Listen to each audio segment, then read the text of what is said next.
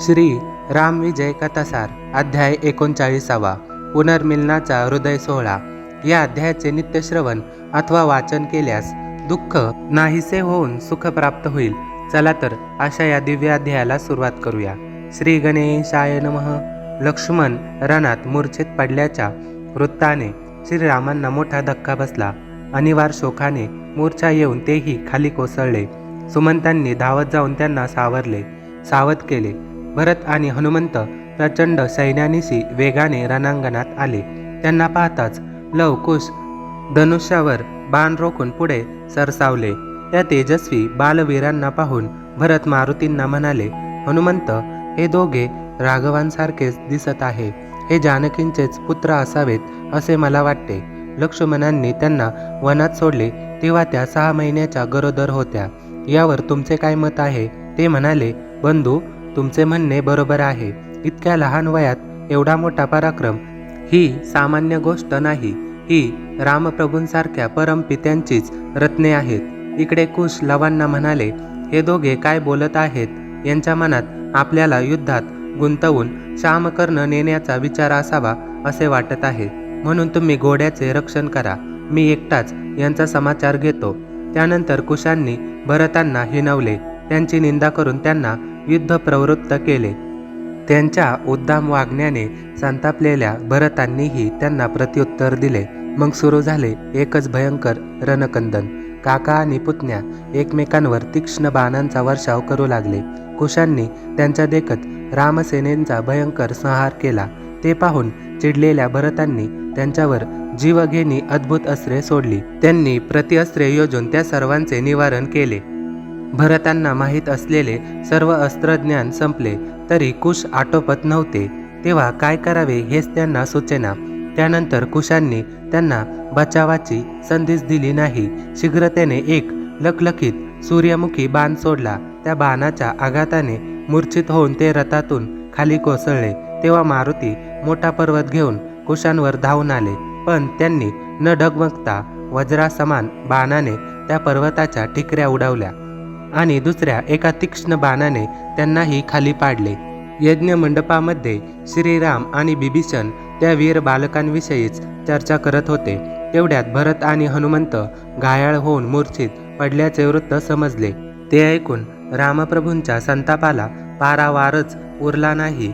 त्या 2 कुमारांनी कुलक्षयच मांडला आहे, त्यांना धडा शिकवलाच पाहिजे असे म्हणून त्यांनी हातातील यज्ञकंकण तोडून टाकले आणि सर्वांना युद्धसिद्धतेचे आदेश दिले। अयोध्येत एकच खळबळ माजली। रणभेरीच्या निनादाने दशदिशा दुमदुमल्या। श्रीराम, बिभीषण व सुग्रीवादी वीर रथारूढ होऊन वायुवेगाने रणभूमीकडे निघाले। त्यांच्या मागोमाग नल, नील, अंगद, शरभ व अयोध्येची सेना धावत निघाली।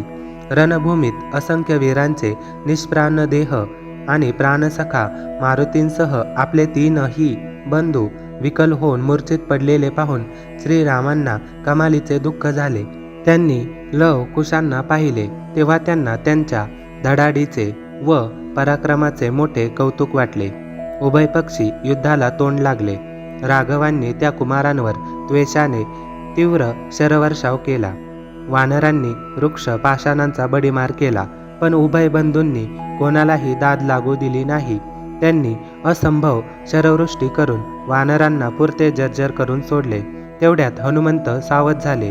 ते त्यांना शेपटीने आवळण्याचा प्रयत्न करू लागले, पण कुशांनी बाण मारून त्यांना पुनश्च निश्चित पाडले। त्या दोघांना आवरण्यासाठी सुग्रीव, जांबुवंत, नल, नील, अंगद व अन्य कपिवीरांनी प्रयत्नाची शर्त केली, पण व्यर्थ। पराक्रमी राघवेयांपुढे कोणाचीच मात्रा चालली नाही। ते सर्व घायाळ होऊन मूर्छित पडले। सर्व वीर रणांगणात पडलेले पाहून रघुनाथांनी 2 कुमारांवर लक्षावधी बाण सोडले। त्या सर्व बाणांचे कुशांनी एकट्यानेच निवारण केले।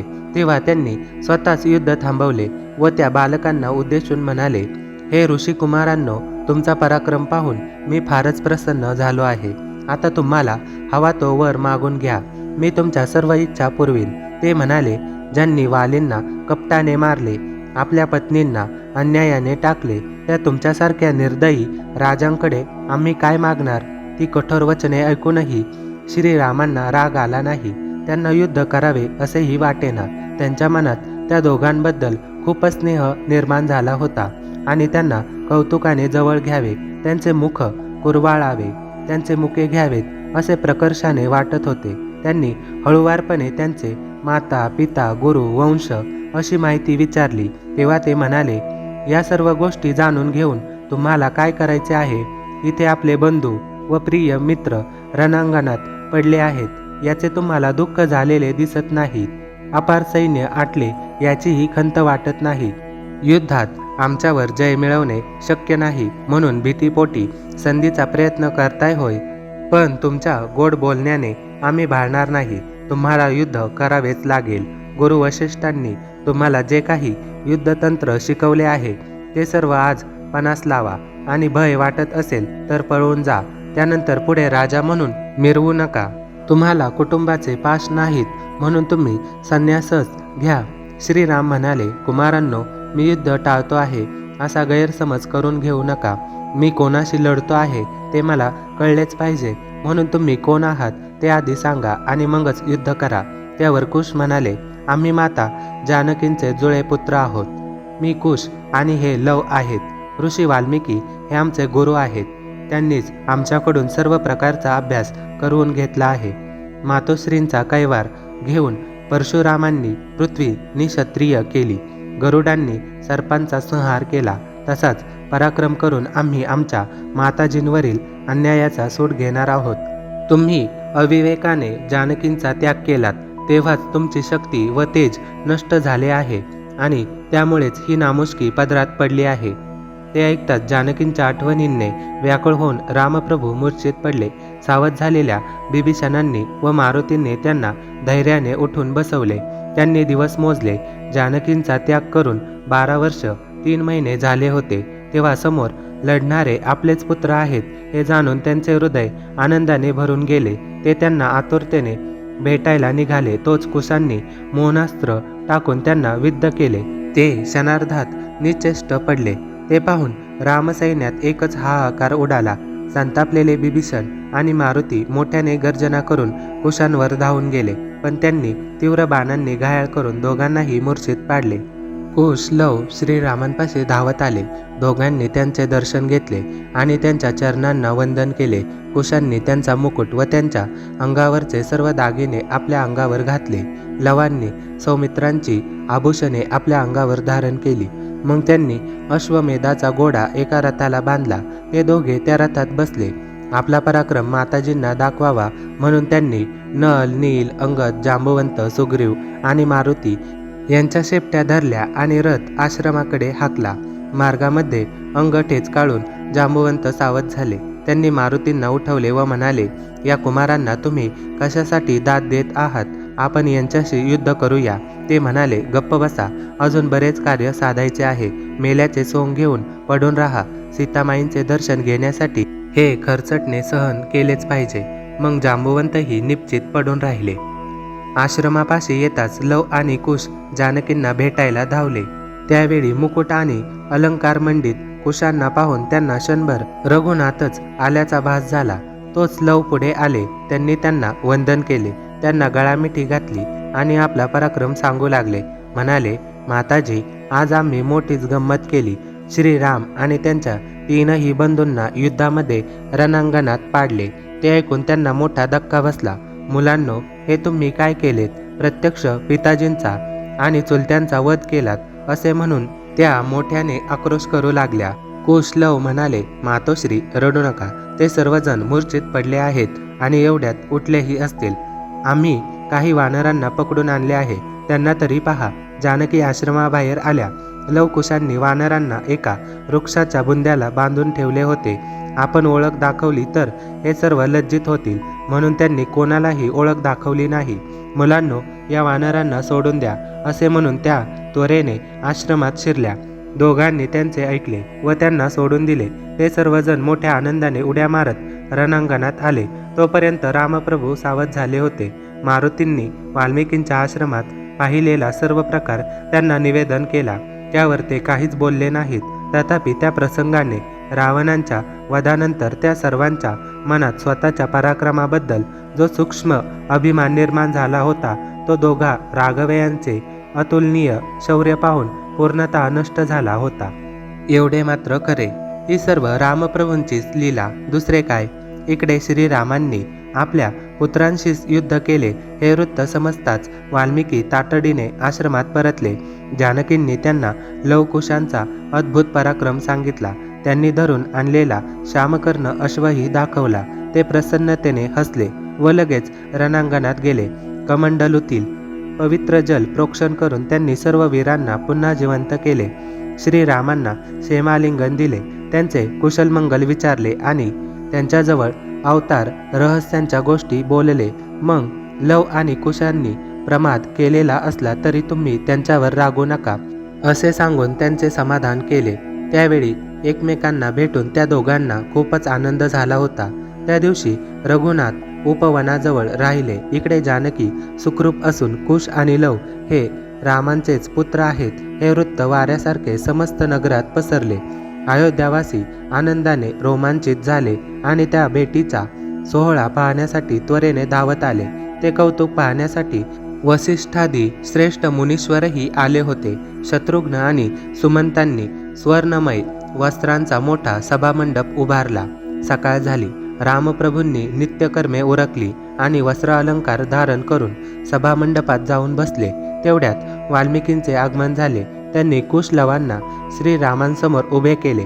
ते त्यांच्यासारखेच दिसत होते, जणू त्यांचीच लहान प्रतिरूपे. त्या दोघांना पाहून उपस्थित सर्वांनाच मोठे कौतुक वाटले. तेवढ्यात आकाशवाणी झाली, रामचंद्र जानकी अत्यंत पवित्र आहेत आणि लव कुश तुमचेच पुत्र आहेत, त्यांचा स्वीकार करा.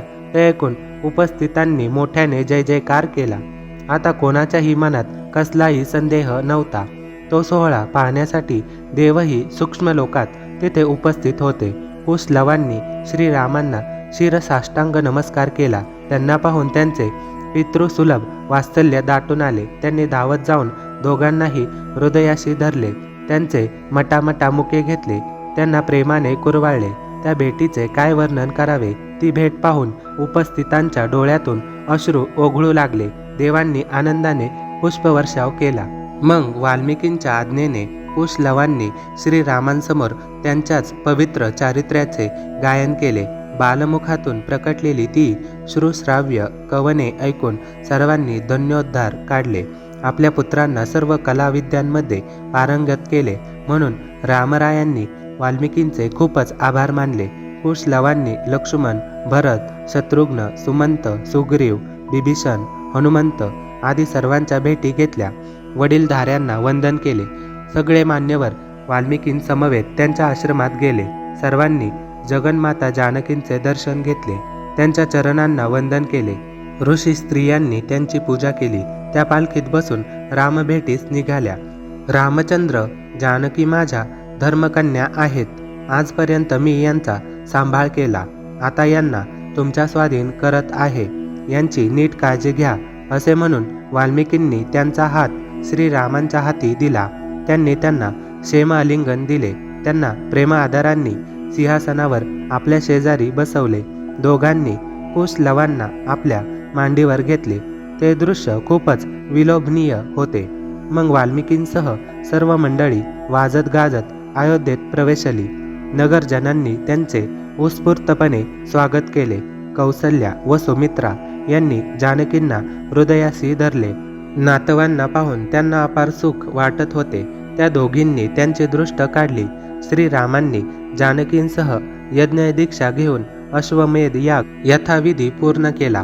त्या मंगलप्रसंगी ऋषीजन, राजे, महाराजे, बिभीषण, सुग्रीव, देव, वानर, वृक्ष, असुर या सर्वांचा मोठा सन्मान केला. त्यांना प्रेमाने निरोप दिला. रामप्रभूंनी जानकींसह अनेक वर्ष उत्तम राज्यकारभार केला. गो, ब्राह्मण, ऋषी, मुनी व प्रजाजन सर्वांनाच सुखी केले. अयोध्येत अक्षय आनंदच वास करू लागला. अशा प्रकारे श्रीराम विजय कथासार यातील अध्याय 39 समाप्त होत आहे. धन्यवाद.